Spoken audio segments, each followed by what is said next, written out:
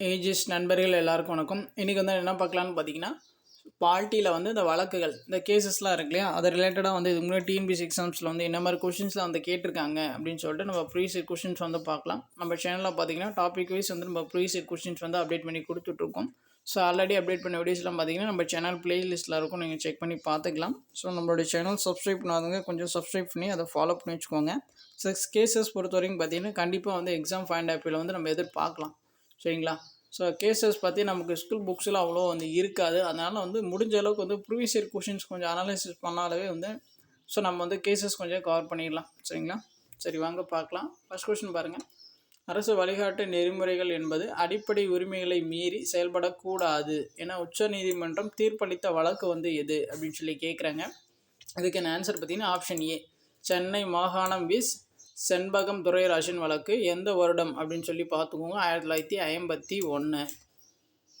அடுத்து பாருங்கள், வழக்குகள் கொடுத்துருக்காங்க, அதை வந்து எந்த வருடம் போடப்பட்டதோ அதை அந்த ஆண்டோட வந்து பொருத்த சொல்லியிருக்காங்க.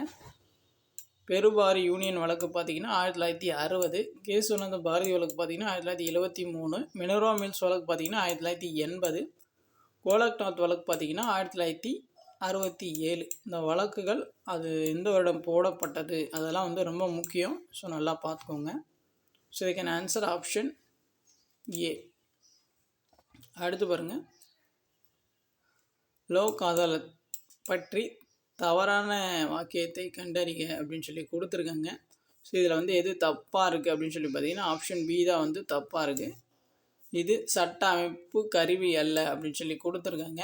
ஸோ மற்ற ஸ்டேட்மெண்ட்லாம் அப்படியே ஒன்ஸ் பார்த்துக்கோங்க. லோக் அதாலத் என்பது ஒரு வழக்குகளை விரைந்து முடிக்க வல்ல செயலமைப்பு. இது வந்து சரி. வழக்குகளை சமாதான முறையில் முடிவுக்கு கொண்டு வர ஒரு வகையான மன்றம் அப்படின்னு சொல்லி கொடுத்துருக்காங்க. ஸோ அதுக்கப்புறம் பார்த்தீங்கன்னா லோக் அதாலத் மக்கள் வாசற்படிக்கை சென்று நீதி வழங்குகிறது. இது வந்து சரி. ஆப்ஷன் பி மட்டும் தான் வந்து தப்பு. அப்போது சட்ட அமைப்பின் ஒரு கருவி ஆகும் அப்படின்னு சொல்லிட்டு வரணும். சரிங்களா? ஸோ இது எல்லா பாயிண்ட்டும் வந்து பார்த்து வச்சுக்கோங்க. சப்போஸ் வந்து நமக்கு மெயின்ஸ் எக்ஸாம்ஸில் வந்து இந்த லோக் ஆதாலத் பற்றி எழுதுக அப்படின்னு சொல்லிட்டாங்கன்னா ஸோ நமக்கு இந்த பாயிண்ட்ஸ் எல்லாம் போட்டு எழுதுறதுக்கு வந்து யூஸ்ஃபுல்லாக இருக்கும். அடுத்து பாருங்கள், கீழ்கண்ட எந்த வழக்கில் உச்சநீதிமன்றம் அடிப்படை உரிமைகள் மீதான நாடாளுமன்றத்தின் சட்ட திருத்த அதிகாரத்தை வரையறுத்தது அப்படின்னு சொல்லி கேட்குறாங்க. இதுக்கான ஆன்சரை வந்து ஆப்ஷன் சி, கேசுவனந்த பாரதி வழக்கு 1973. அடுத்து பாருங்கள், ஸோ வழக்குகள், அந்த வழக்குகள் வந்து எதுக்காக போடப்பட்டது அப்படின்னு சொல்லி கொடுத்துருக்காங்க, அதை வந்து பொறுத்த சொல்லியிருக்காங்க. ஃபஸ்ட்டு பாருங்கள், பந்துகா முக்தி மோஷா எதிர் இந்தியன் வழக்கு. இது வந்து எதுக்கானது அப்படின்னு சொல்லி பார்த்தீங்கன்னா ஆப்ஷன் இது பாருங்கள். ஸோ ஆரோக்கியமான சுற்றுச்சூழல் வாழ்வுரிமையுடன் இணைக்கப்பட்டது. எந்த வழக்குன்னு பார்த்துக்கோங்க, பந்துகா முக்தி மோர்ஷா எதிர் இந்தியன் வழக்கு. அதுக்கப்புறம் பாருங்கள், சேலம் வழக்கறிஞர்கள் சங்கம் எதிர் இந்தியன் ஒன்றியன் வழக்கு பார்த்திங்கன்னா எதுக்கானது அப்படின்னு சொல்லி பார்த்தீங்கன்னா வழக்கை விரைந்து நடத்துவது சிவில் வழக்கிற்கு பொருந்தும். சரிங்களா? அந்த கேஸில் தான் வந்து அந்த ஜட்மெண்ட்டு சொல்லியிருப்பாங்க. அடுத்து பார்த்திங்கன்னா எம்சி மேத்தா எதிர் இந்திய ஒன்றியம். இந்த வழக்கு பார்த்திங்கன்னா சுற்றுச்சூழல் வழிகாட்டுதல் உத்தரவு வழங்கப்பட்டது. சுற்றுச்சூழல் வழிகாட்டுதல் பற்றி சொல்லியிருக்கோம். ஸோ அடுத்து பாருங்கள், திருமதி பூனம் எதிர் சுமித் தன்வார் வழக்கு பார்த்திங்கன்னா சட்ட உறுப்பு 32 மற்றும் சட்ட உறுப்பு 226க்கு இடையே உள்ள வேறுபாட்டை சொன்ன வழக்கு பார்த்திங்கன்னா திருமதி பூனம் எதிர் சுமித் தன்வார் வழக்கு. ஸோ இந்த கேசஸ் வந்து எல்லாமே பார்த்துக்கோங்க. அடுத்து பாருங்கள், அதிகார பிரிவினை மற்றும் சுதந்திரமான நீதித்துறை என்ற கருத்துக்களை உச்ச நீதிமன்றம் உயர்த்தி பிடித்த வழக்கு வந்து எது அப்படின்னு சொல்லி கேட்குறாங்க.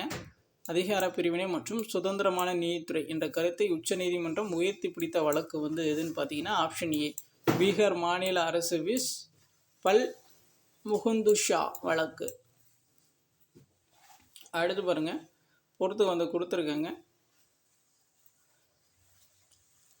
பெண்களுக்கு எதிரான பாலியல் தொல்லை. ஸோ அதை பற்றி சொன்ன வழக்கு பார்த்திங்கன்னா விஷாகா விஸ் ராஜஸ்தான் மாநில வழக்கு. அடுத்து பார்த்திங்கன்னா சமத்துவ உரிமை, அதை பற்றின வழக்கு பார்த்திங்கன்னா அஸ்விந்தர் கோர் விஸ் பஞ்சாப் பல்கலைக்கழக வழக்கு. அதுக்கப்புறம் பார்த்திங்கன்னா இரட்டை தண்டனை முறை. ஸோ அது வந்து எந்த வழக்கில் பேசினாங்கன்னு பார்த்தீங்கன்னா மக்புல் விஸ் பாம்பே மாநிலம் வழக்கு. அதுக்கப்புறம் பார்த்திங்கன்னா அரசியல் சாசனத்தின் அடிப்படை கூறுகள் அதை பற்றி சொன்ன வழக்கு பார்த்திங்கன்னா மினர்வா மில் விஸ் இந்தியா யூனியன் வழக்கு. ஸோ இதுக்கான ஆன்சர் பார்த்திங்கன்னா ஆப்ஷன் ஏ. அடுத்து பாருங்கள், கீழ்கண்டவற்றில் எந்த வழக்கில் தாஜ்மஹாலை பாதுகாக்க 299 தொழிற்சாலைகளை இடமாற்றம் செய்ய உச்சநீதிமன்றம் உத்தரவிட்டது? ஸோ இதுக்கான ஆன்சர் பார்த்திங்கன்னா ஆப்ஷன் ஏ MC மேத்தாவிஸ் மத்திய அரசு வழக்கு. ஸோ இதை பார்த்துக்கோங்க, எத்தனை தொழிற்சாலைகள் வந்து இடமாற்றினாங்க அப்படின்னு சொல்லி பார்த்துக்கோங்க. அடுத்து பாருங்கள், ஒருவரது குடியுரிமையை நாடாளுமன்ற சட்டத்தின் மூலமே இன்றி வேறு வகைகளில் பறிக்கக்கூடாது. இக்கூற்று எதனுடன் வந்து தொடர்புடையது அப்படின்னு சொல்லி கேட்குறாங்க. இதுக்கான ஆன்சர் பார்த்திங்கன்னா ஆப்ஷன் ஏ. எந்த வழக்கில் வந்து இந்த ஜட்ஜ்மெண்ட் வந்து சொல்லியிருப்பாங்க அப்படின்னு சொல்லி கேட்குறாங்க. இப்ராஹிம் பஷீர் விஸ் பம்பாய் அரசு வழக்கு. அடுத்து பாருங்கள், இந்திய அரசியல் சாசனத்தின் அடிப்படை அமைப்பை மாற்ற இயலாது என்று கூறிய உச்சநீதிமன்ற தீர்ப்பு வந்து எந்த வழக்கு அப்படின்னு சொல்லி கேட்குறாங்க. இதுக்கான answer option D Kesavananda Bharati வழக்கு. அடுத்து பாருங்கள், கீழ்காணும் எந்த வழக்கின் தீர்ப்பில் உச்சநீதிமன்றம் அரசியலமைப்பின் முகவரியை இந்திய அரசியலமைப்பு சட்டத்தின் ஒரு பகுதியாக கருத வேண்டும் என தீர்ப்பளித்தது? எந்த கேஸ் அப்படின்னு சொல்லி கேட்குறாங்க. இதுக்கான answer option C Kesavananda Bharati வழக்கு 1973. அடுத்து பாருங்கள், அரசியலமைப்பின் அடிப்படை அம்சங்கள் மாற்ற இயலாது என்று உச்சநீதிமன்றம் தீர்ப்பு அளித்தது கீழ்வரும் எந்த வழக்கின் படி அப்படின்னு சொல்லி கேட்குறாங்க. ஸோ இதுக்கான answer option D Minerva Mills vs இந்திய அரசு வழக்கு. ஸோ அவ்வளோதான், கேஸர் ரிலேட்டடாக இருக்க கொஷின்ஸ் வந்து பார்த்தாச்சு. இன்னும் நிறைய கேசஸ்லாம் இருக்குது, நான் அது தனியாக வந்து உங்களுக்கு வீடியோஸ் வந்து அப்டேட் பண்ணி கொடுக்குறேன். ஸோ உங்களுக்கு வேறு ஏதாச்சும் டவுட் இருந்துச்சுன்னா நீங்கள் வந்து கமெண்ட் பண்ணுங்கள். நம்ம சேனல் சப்ஸ்கிரைப் பண்ணாதவங்க கொஞ்சம் சப்ஸ்கிரைப் பண்ணி ஃபாலோ பண்ணி வச்சுக்கோங்க. தேங்க்யூ.